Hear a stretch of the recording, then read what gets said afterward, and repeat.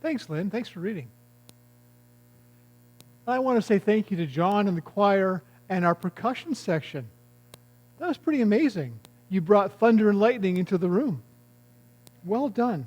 Did you already clap for them? You can clap for them again.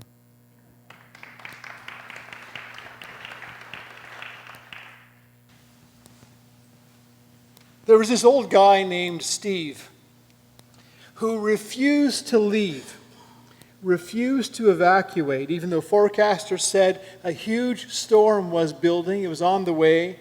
It was going to cause a nearby river to overflow its banks, would flood the neighborhood, and was going to wash away his house.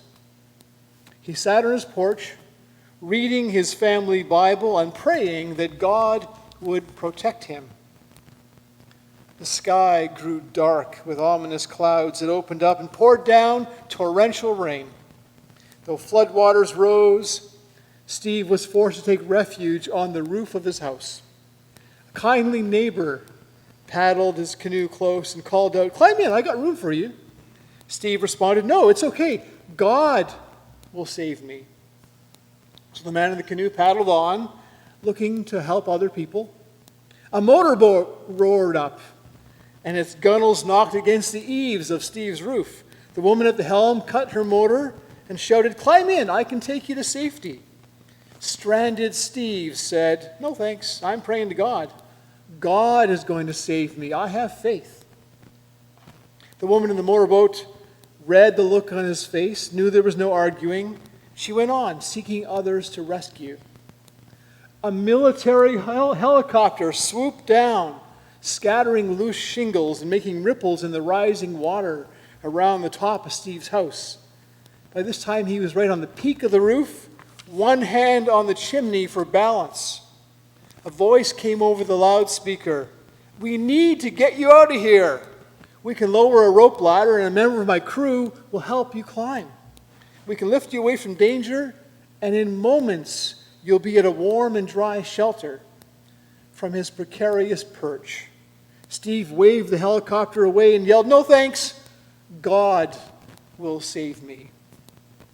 The helicopter powered away, went on to rescue a family from the roof of an apartment building just 2 blocks away. Before long, the floodwaters rose above Steve's rooftop and he was swept away. He perished in the cold, murky water. Steve went to heaven, but he was mad as hell. He complained to the creator of the universe, "I put my faith in you, but you didn't save me. You let me drown. I don't get it." So the maker of mountaintops and butterflies, oceans and human hearts, looked with love, with fondness, with kindness at Steve and said, "Steve, you are such a big goof. I sent you those caring folks with the canoe and the motorboat and the helicopter. They placed themselves at great risk to help you, and you blew them all off." Have you heard that story before? Yeah. It's one of those stories that is probably not true, but it should be, because it carries truth. It's a parable. Mature faith is not about looking to God to solve all of our problems. Every one of us, each of us, is already being created with hearts and minds, with muscle and creativity, with spirit and curiosity, with compassion, and with the capacity to learn and grow. You know, we can make a lot of trouble for ourselves, and we do. We make trouble for others. That happens. But we can also do a great deal to help each other. We can actually work together to get each other out of jams. We can make a difference. Each of us have what philosophers call human agency. Agency is the capacity to act, to do something. Each of us can make choices, for good or for bad. Each of us are responsible for our actions. And to some degree, we are also responsible for what happens when we fail to act, Old Steve on the roof accepted a diminished view of his own agency when he chose just to sit there and do nothing and wait to be saved. And he also rejected the agency of those who were coming to help him. Something about Steve, something up here or in here, he was not able to accept that those kind folks who were coming to help him could be part of God's plan, God's partnership with all humans. I would also say that Steve had a really limited understanding of the nature of God. He was acting as if God was on call to do his bidding. He prayed, "Save me, God," and then just sat there and waited for God to come running like a well-trained puppy or a domestic servant. "God, I need something." He imagined a tame God who conformed to what he needed God to be, a cosmic parent who would swoop in and protect him from his own foolishness for not evacuating when the flood warnings came. I would say that many of us who are parents have had the experience of cleaning up after a child who's made a big mess. Anybody here know about that? Whether they're 6 months old or 6 years old or 26 years old, there are times when you just roll up your sleeves and help pick up the pieces and try so hard not to say, "I told you so." A wise parent will do more than that. A wise parent doesn't just pick up the pieces, make it easy for the kid. A wise parent also encourages their child to mature, to grow into a sense of their own agency, to make the connections between their choices and the consequences. A wise parent raises their child to help others and to help themselves. So a mature view of God and our relationship with God includes the awareness that we are actually responsible for picking up after ourselves. And we have a duty to help each other. A mature view of God also includes the recognition that we can't domesticate God. God doesn't actually work for us. We work for God. God is the senior partner in the human-divine relationship.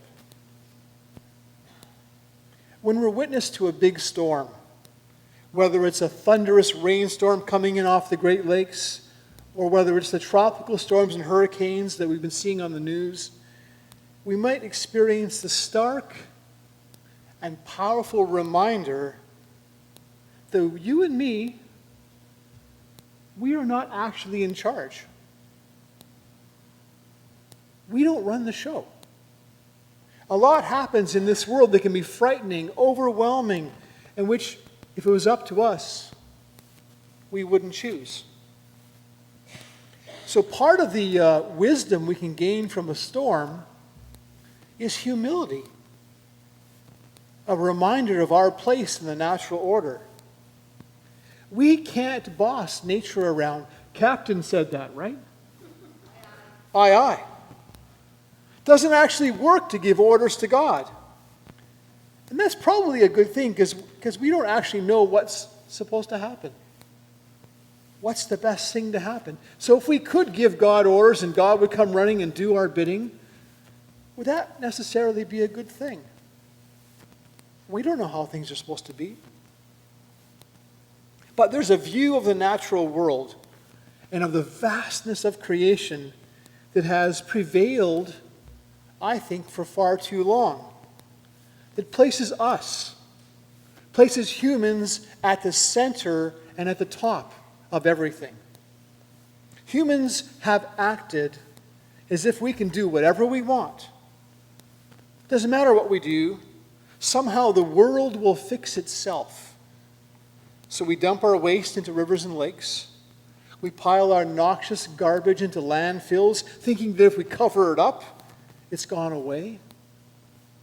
We've stripped the land of its topsoil, brought down forests and carved into the side of mountains, mostly in the name of profit. We have actively ignored the warnings of our brightest and best minds who've been saying for decades that we're doing great harm to this planet that's not ours. This planet that we share with all other living creatures. And to be honest, we make decisions based on convenience and economics rather than on common sense or the common good. Probably maybe saw this on the news. This past Friday, millions of people, the majority of whom are much younger than the majority of us in this room right now, took part in a worldwide climate strike. This is all part of an historic global movement that started with a woman from Sweden named Greta Thunberg. I hope I'm saying her name sort of right. Greta was 15 when she got on this. On August 20th of last year, 2018, after terrible heat waves and wildfires had hit her home country of Sweden, Greta, by herself, one young woman, decided not to go back to school until the 2018 general election in Sweden on September 9th. So from August 20th to September 9th, she sat or stood with a sign outside the Swedish parliament every day during school hours, and the sign said, "School strike for the climate." And she, this one young woman, in grade 9 at the time, demanded that the Swedish government reduce their carbon emissions as they had committed to in the Paris Agreement. Then on September 7th, just before the general elections, she announced she would keep on striking every Friday until Sweden caught up with what they said they were going to do and aligned with the Paris Agreement. She coined the slogan, "Fridays for a Future," which has gained worldwide attention. She inspired school students across the globe to take part in similar student strikes. And there was a world strike this past Friday. There's another one that's going to happen here in Canada this Friday. So we probably know this too, that she traveled to New York, took her 2 weeks by sailboat to continue calling attention to the work needed to address the climate crisis. So tomorrow, she's speaking at the UN on the Climate Crisis Summit. On Friday, she'll be in Montreal to take part in a huge climate march, and then she'll be welcomed to City Hall to receive a key to the city. She's attracted a lot of attention, both positive and negative. Those who oppose her and what she has to say have often made it personal.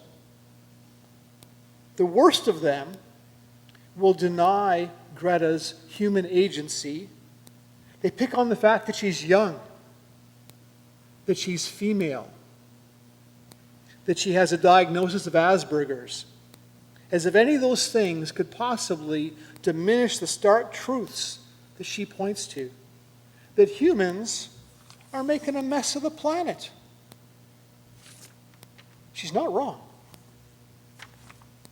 There are others who either reject the science that Greta points to, or they say, she's just naive in thinking we could do anything to make a difference. It's either not happening or it's too late. People will say we're just too reliant on the forms of energy that are responsible for so much of the ecological damage. So they say, there's nothing we can do. So let's just carry on the way we are. Can you think of any problem that humans have ever faced that gets better if our starting place is, it's too hard? There's nothing we can do. It's too late. Any problem in your own life that's been a good starting place? Any problem in the life of one of your kids or grandkids, and they would say, it's too hard. I can't even do it. and you just said, yeah, you're right. Forget it. Give up. There are people, lots of them, who would be very happy if Greta and the millions of other young people, if they just gave up, just went along with the way things have been going, whether the way things are going is good or not. They would rather Greta just shut up. Stop raising such a ruckus. But I think Greta's doing the planet and all living things a very important and needed service.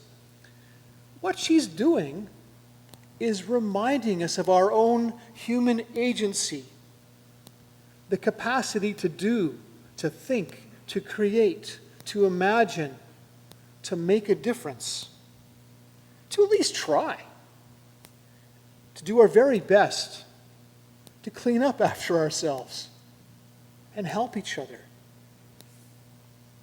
Amen.